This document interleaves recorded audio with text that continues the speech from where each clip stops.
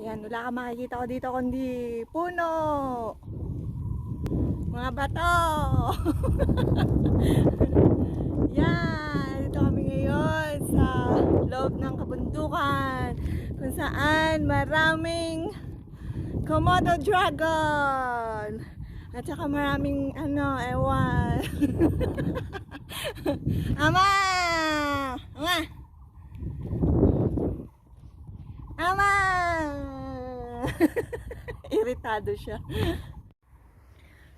Ayan guys, nandito kami ngayon sa loob ng bundok. Ayan. Kung saan wala kayong makikitang ibang tao, kundi kaming dalawa lang ni Ama.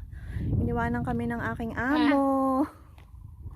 Ayan. O, si Ama, iritado na naman kasi nagbibideo ako.